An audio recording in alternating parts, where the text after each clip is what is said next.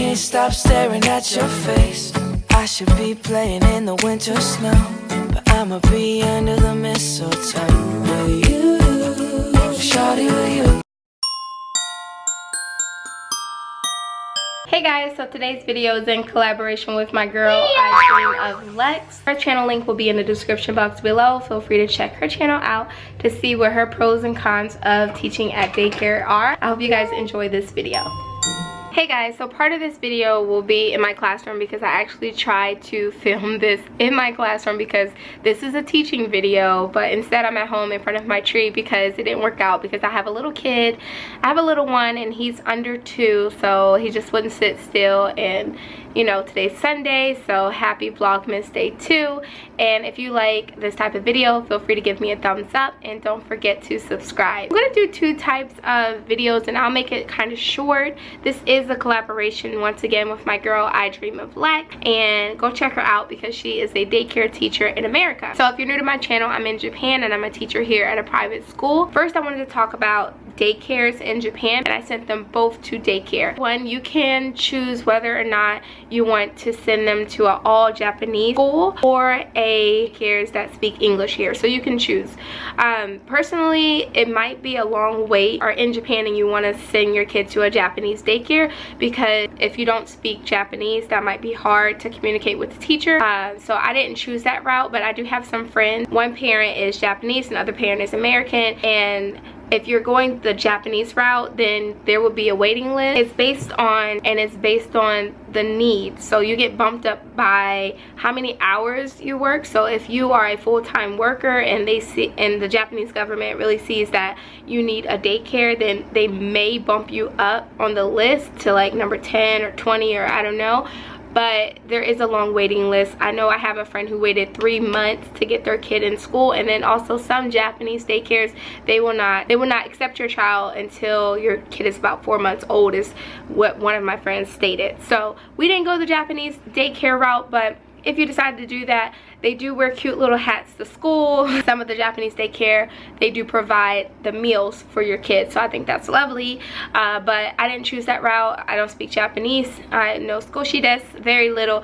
So I chose a Montessori school for my kid to go to. The pros of that school is I like that it has a uniform. He has to wear their blue school shirt, and I can choose any pants because he's a boy, my son. I can choose any pants or shorts that I want to, and then they also change my son before he comes home into regular clothes because they want him to be fresh and clean, is what they say. So I really enjoy that. Also, they do a lot of programs, like special things for Mother's Day, Christmas, any of the big holidays. They'll have something, like they had something for Thanksgiving, so it's really neat to go to that. And then luckily I have a job where I'm also a teacher and I can go to those type of events because I have a helper in my classroom at this time, and I get to see all the cool things that the daycare does here in Japan. If you have other questions about daycares in Japan that I'm not answering for you, just leave those questions down below. Cost is, I think, pretty good. I pay less than 500 bucks for my kid to go to daycare for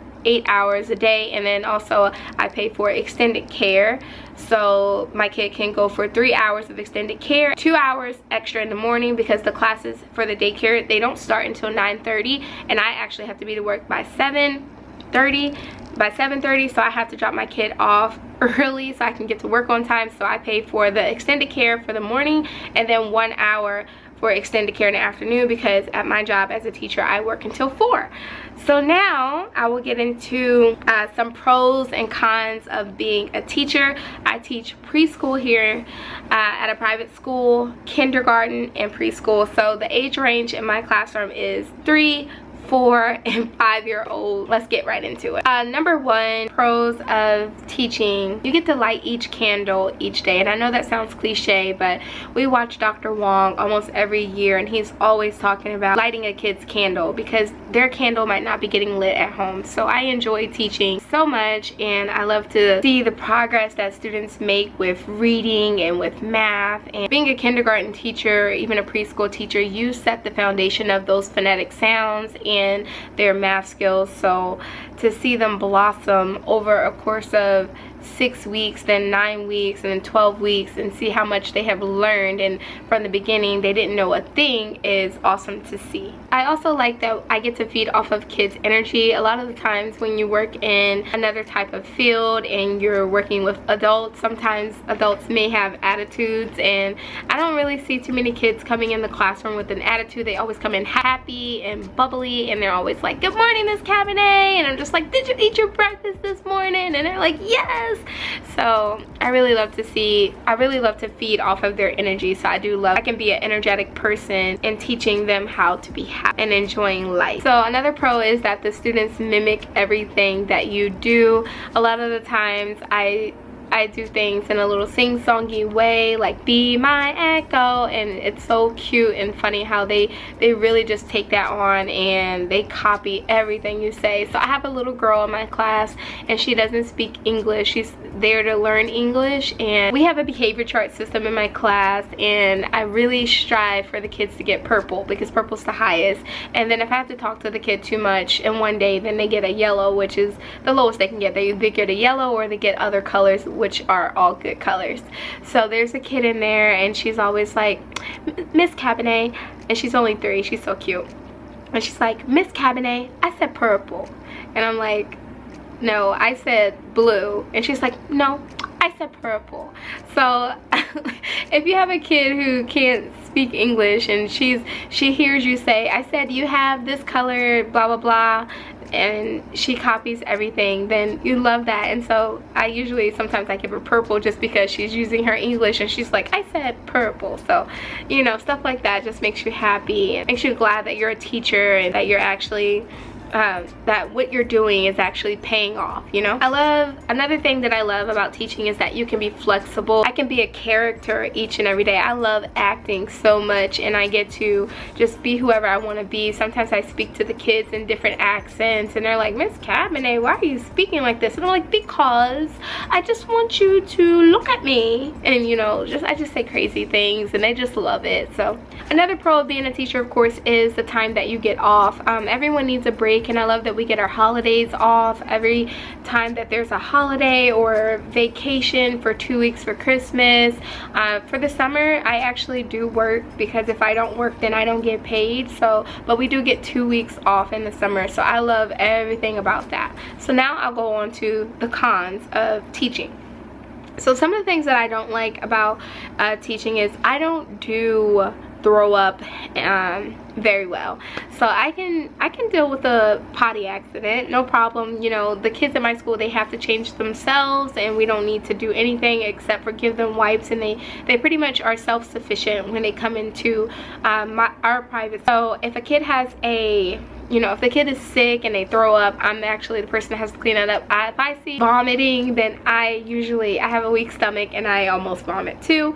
So luckily I have a helper right now who can help me out with that stuff if it ever happens. But please know that is one of my cons, and I don't like that. Also, another con could be parent communication. Sometimes you'll get parents who demand a lot out of you. Maybe they want their kid to read faster than what you're actually teaching them, and you have to be friendly and nice and communicate and let them know that we're not moving at a slow pace. We're going to get there, and you just have to be encouraging. And I mean, sometimes that can be a con because you're constantly thinking about, oh my gosh, this is so stressful that this parent wants me to get this kid reading by this time. Like, all kids read at their own pace, and I know for me, my daughter, when she was 3, she wasn't reading until she completed preschool, and then over the summer is when I started to see her candle being lit when it comes to reading. So everyone learns at their own pace, and you know, some parents, they just have to respect that, but that could be a con if you don't know how to handle those type of situations. Another con for me would be cleaning the classroom.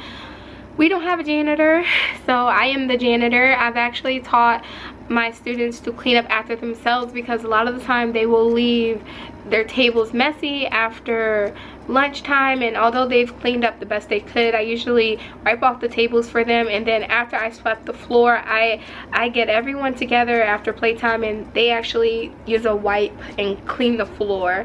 So it's really nice to see. We have a who can get the most dirt competition, and that part is fun. That's a pro. But a con is I have to be my own janitor. I had to come up with a way to get out of school faster, because if I stayed back every single day to mop, you know, I would not make it back in time to pick up my son from daycare, because when you have kids and you're a teacher, that part can be kind of hard to do, balance real life with children and also being a teacher. Another thing is lesson plans. So I cannot do lesson plans while I'm in the classroom, because my job while I'm in the classroom is to be prepared and to teach. So most of the time I have to bring my lesson plan book home. This is where I keep all my lesson plans. I transfer them, I handwrite them into my plan book right here, and that takes a long time, because let me go over the subjects that we actually teach at my school, because a lot of times people will think that kindergarten is just all playtime and, you know, maybe you sing the alphabet song, but that's not the case. So I teach Bible, skills development, and skills development can be coloring, and you would not believe how many kids do not know how to color. They'll start out going one way and then they go up and down, and then we have to teach them to, you know, continue to color in the same direction so that the picture will come out to look like the example that we put on the board. I also teach phonics. I teach them handwriting, because you don't want a child to write the letter L from the floor and then going up. So we teach from the top of the house down and then over. So I know that seems like that might seem like it's not important, but the handwriting is very important. I also teach numbers, and I have activity, and activity can consist of music time, poetry time, language enrichment time, social studies, and I also have to prepare a graduation at the end of the year. So that is a lot of things to teach, 3s, 4s, and 5s. So that could be a con, that it's not enough time in a day sometimes to get to everything in detail the way you want to, but you have to make it work. Okay guys, so that's all for this video. I hope you guys enjoyed. Don't forget to check out my girl I Dream of Lex, and I'll see you guys in my next video. Thanks for watching. Bye guys.